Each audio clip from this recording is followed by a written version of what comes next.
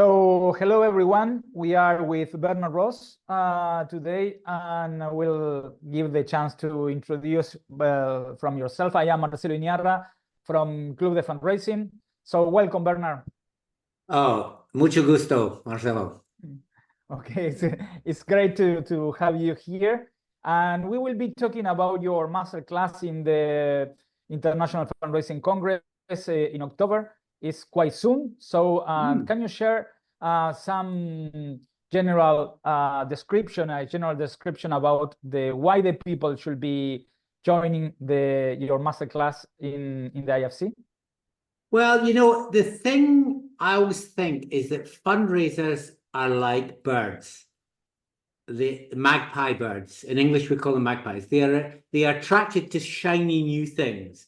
AI, Bitcoin, blah, blah, blah. And sometimes the shiny new things are just a distraction. Decision science, which is the purpose of the class, is not a shiny new thing. We now have maybe 20 years of data explaining how the science of how people make decisions can be applied to fundraising, to campaigning, to communication. And we need to be more rigorous about that. You know, I think there are tools which are available to us. There are tools which are used by big companies that we need to be aware of if we're going to fulfill our mission. So the class is about looking at that. How do we apply these science-based ideas practically to our work rather than the shiny, fascinating things? Can you explain in a really very short way? You know, what are the essence or the core of why the people are taking decisions? Okay, well, there's three ways. The class decision science combines three things. One is we are 200,000 years old in our brain. We have a brain. Our brain has not evolved substantially in 200,000 years. So we are responsive to certain impulses that are hardwired into us. Like, we're much more visually aware than people recognize. Fundraisers are very often obsessed with words. And actually, you know, our ancestors 200,000 years ago were very responsive to visual material. So the way we present visual material is very important. That's the difference. That's part of our evolutionary psychology. There's another part of what's called neuroscience. So we now know that if we wire up our brains, we can see the parts of our brain which are activated by certain messages, certain sounds, certain images, certain words, certain phrases. And we know what parts of our brain are stimulated. And then the third part is what's called behavioral science, which we know that if you give people some cues, if you give people little plates, they will tend to eat less. If you give them a big plate, they'll tend to take a big portion. So can you put those three elements together and cue people about how they make decisions? And if you're looking for an example, we tested, and we do a lot of testing of these ideas. We tested in a big museum in the largest museum in Europe. In the UK. It's based in the UK, and it's free. So the problem is it's free. So everyone arrives and thinks, well, someone else must be paying. If the museum is free, someone else, I don't need to pay. So we tested two things. One was testing people arriving and giving them a badge, just giving them a badge with a big picture of a famous painting. And we said, if you love this painting, go and tell the painting why you love it, but here's a free badge. And then as you went past the painting, there was a tap to donate machine, and you could make a gift if you had the badge. And we tested that against when people arrived, and we said, if you love this painting, please make a donation now in advance, and we will give you a badge. So in one case, it's almost like it's like a purchase. It's like a transaction. You know, you get the badge if you give money. And in the other case, we give you the badge, and then we say, would you like to make a gift? Now, most people would think that the asking for money up front before you give the badge is the thing that works. Not true. The reverse is true. So we found that 28% more gifts arrived if you give people the badge. And we know that principle is called, the name of it, the principle of reciprocity, that if you give someone something, they're inclined to give you something back. Now that's something that we learned in our ancestral brains, that how did our early ancestors learn to cooperate? Through reciprocity. I would help you, you will help me. So we can apply that to fundraising, but 28% more funding is quite a lot of money. Exactly. So it's a great example. So you spoiled my third question that was to a description about.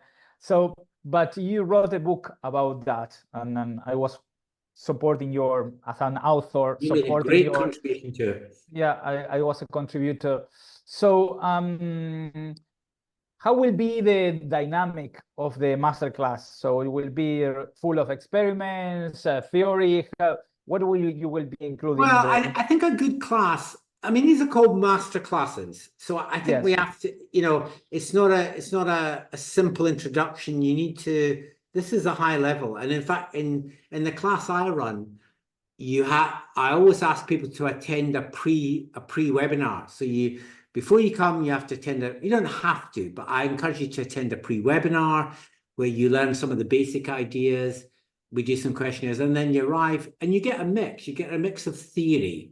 We should not be afraid of theory, especially if it has a science base. Here are some things that we know to be the case, or some scientific principles.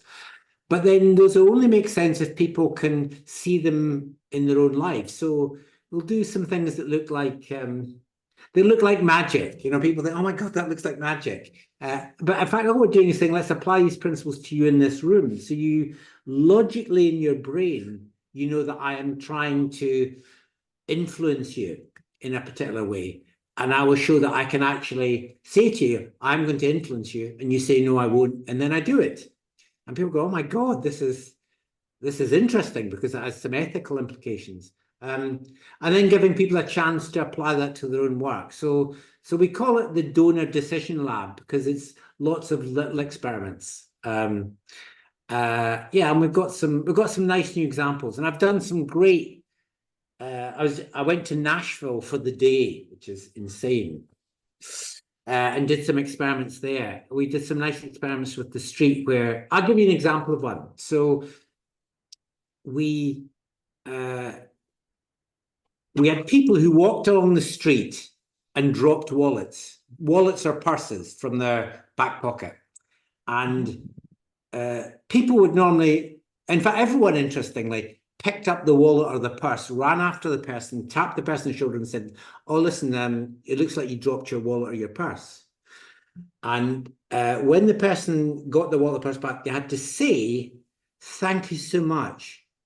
You must be a good person to do that. Not everyone would have done that, and use a specific, unusual phrase. We then give them a specific, unusual phrase to say, which is about them feeling like a good person. They then walked on 100 meters or 100 yards, because it's America. Mm-hmm. And there was a face-to-face fundraiser standing in the street with a banner with the same words and shouting the same message. So twice as many people as normal stopped because we had primed that person for an attitude or a belief about I'm a good person, because the person down the street told me, therefore, here's another opportunity to be a good person. I should do that. So that's so simple. And we tested that with Doctors Without Borders. We tested it with the American Society for the Protection of Animals. And we tested it with an American, the Americans are very into vet, combat veterans, blah, blah, blah. Mm-hmm. So we tested with 3 different charities. We tested it in Nashville and we tested it in Baltimore or somewhere. Same result. So fantastic. So it's a nice example of it's a great example. So to end this interview, I will challenge you about how we should close this interview with a call to action using a decision science. How do you call the people to join the masterclass and specifically the International Fundraising Congress in October? Oh, Marcelo, you can miss out on the example. You can miss out on this wonderful class. There's one opportunity to attend this class, and then it's gone. It's gone. I'm not going to be there next year. I've decided I'm not going to appear there next year. So there'll be one chance to be in a room with me and 29 other. There's a maximum of 30 people in my masterclass. So there's going to be the person who's listening to this and 29 of the very best fundraisers. You can be in a room with them, but if you miss it, it's gone. Thanks so miss much. The chance. Thanks so much, Bernard. And we are just a traditional call to action. Please join resourcealliance.org and be part of this wonderful group of around 1,000 people from all over the world participating in the International Fundraising Congress in the IFC. So thanks so much, Bernard. And we are waiting all of you to join Bernard's masterclass and this wonderful Congress. See you then. Thank you.